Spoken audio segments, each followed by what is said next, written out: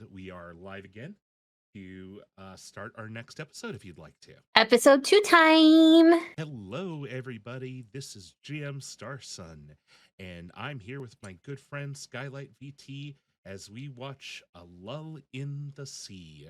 We're on episode 2 now. We got a little bit of our first taste of what's going on, a little bit of the lore of why these people live underwater. Under the sea. Under the sea, darling, it's better down where it's wetter. Take it from me. Anyways, so yeah, this is DoubleTake, and it's time to watch episode 2. The fish, flying fish, amuses the heck out of me. Oh, hey, it's They're not flying, they're just swimming normally. Fun fact, my middle school nickname was Nemo. It's over. You ever have a curse that just lasts a day? I mean, I usually am a source of curses, not the target of them. Fair. Oh no. She's no longer pretty because she doesn't have a fish in her knee. Whatever shall she do? I feel you, man. Bad sake is awful. Drunk uncle character. Look, I keep telling people I'm not opposed to just being the drunk uncle in life. Darling. She didn't care about the fish. Sweetheart, he didn't care about the fish. The lengths kids go to, am I right? So I told you that I work with middle schoolers now, right? Oh no. This is like, oh, they act like this. This is so accurate. It's very accurate. Like, you know what? And this is here's my hot take. Lots of people complain about all of the Japanese romance stories taking place in high school. You want to know what I think? I think that they need to take place in high school because high school is the only place that this kind of relationship shenaniganry makes any fucking sense. Yeah, you're not wrong. Oh man, if we went here, I have a middle school romance story of mine I can tell. Okay. So back when I was in middle school, we had a really big friend group. We were all like the scene, alt kids. You know, we thought we were emo in quotation marks. And one of the girls, and this is right when Twilight was like coming out and really huge. One of the girls looked like Kristen Stewart. So we were all like, every man, every female in the group were like, "You're pretty. Can we date you?" And she was just like, "Yeah." So we were all dating her at the same time. And like nobody was mad. We just wanted, and like it's middle school. So none of us like knew what an actual relationship was. I didn't even know what being gay was. Oh my God. She promised to be sex and she never did. Oh man. And so the one boyfriend that was like her like main boyfriend, let's be honest, she was dating him, not us. He looked like Justin Bieber, who was also getting popular at the time. Damn. And that little shithead, his name was Dylan. Dylan? Yeah. Why is it always Dylan? Dylan and Kyle. He wasn't bad. He was a little annoying at times. But like at one time during a school dance, one of our older friends had an issues with a guy who like ditched her. And I was like, pissed.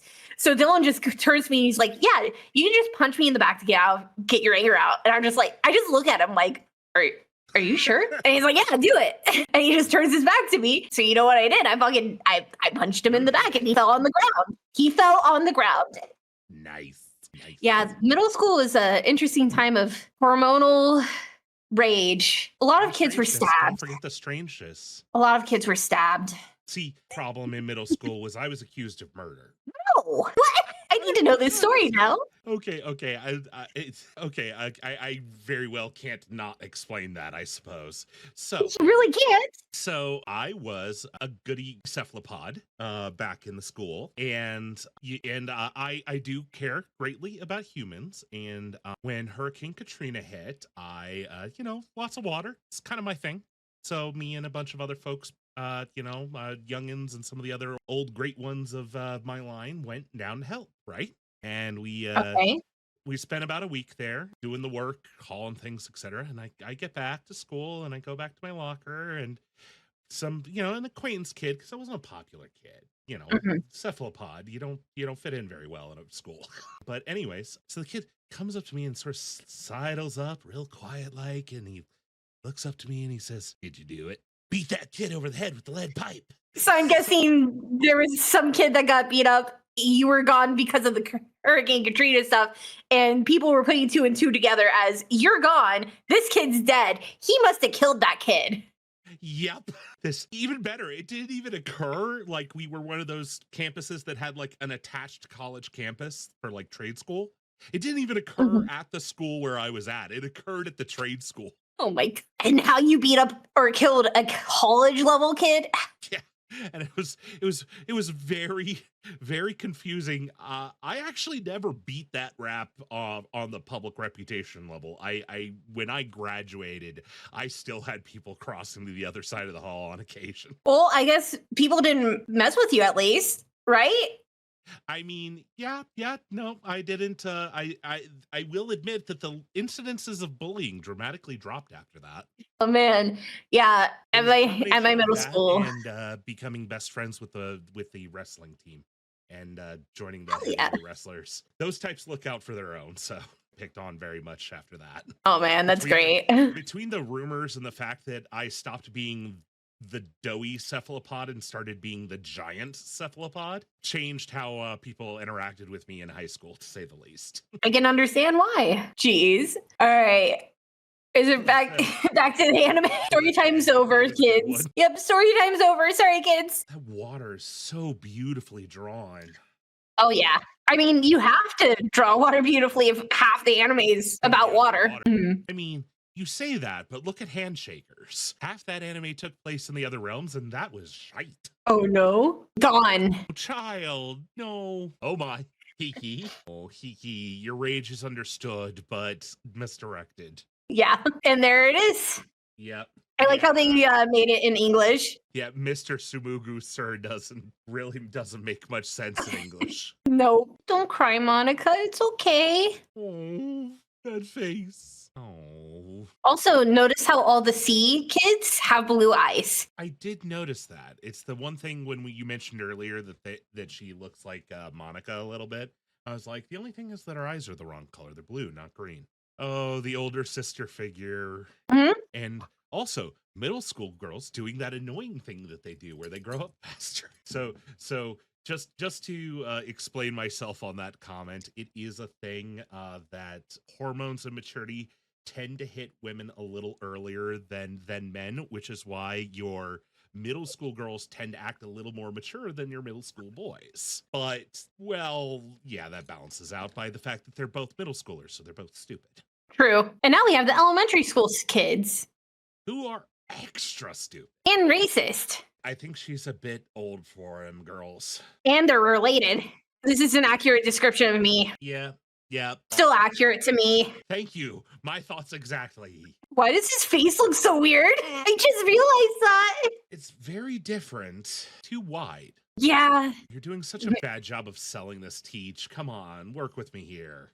The preacher's kid's just like, I've heard this so many fucking times. And since Monica's doing it, everybody else got to do it. Yeah, I can definitely. He sounds like me anytime I'm having to help out with Easter crap. Oh, we have about half of the relationship lines going on. Yeah, honestly. That's so. Yeah, can you imagine? Oh, you're gonna get so jealous. Yep. See, I don't experience jealousy, and I'm very happy for that. But yeah. There's a lot of jealousy in this anime. It's one human emotion that just doesn't quite click for me. Boy pond for the fish people. But he likes my Monica. Just Monica. Oh. Big sis has a boyfriend. Hee. Good on you, girl. I can't imagine. Kind of figured that's where that was going to go. Yep. Oh man, I wonder why she's saying that. The subtitles versus the translation. Right.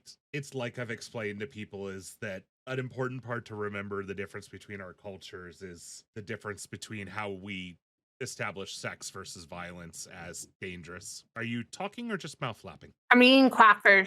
That was my bad. Whoops. Yeah, so like, it makes more sense for them to be saying perverted for the context because he's basically asking her, do you want to sleep with the dude you just met? And they're in middle school, so no wonder she calls him out on it. Yeah. But, we can't have her call him out for being a creep. That might imply that, middle schoolers know what sex is. Don't blame you. Oh boy. Remember this conversation. She's learning his last name. Which family friend just had a kid and their baby left the NICU last night. Yeah, so tiny and adorable. Pictures with you in a bit or later. Yes, please do. Oh my god. So I'm sorry, but that face combined with The fact that she was just talking about a baby. Yeah. Well, but also the phrasing of the subtitles. Yeah. Oh boy. Somebody wants to have eggs. She wants to fuck. He's just shoveling food in his mouth so he doesn't say shit. So pretty. And I love how you can see the city under the water. Yeah, all the lights from it. They get electricity down there. Have we seen them use anything that requires electricity other than the TV? TV and just lights in general. I guess the lights could be the fire. Yeah, and there are ways. I feel like it would be blue. Oh, booty. Homie, you guys are what, 13? It ain't that deep.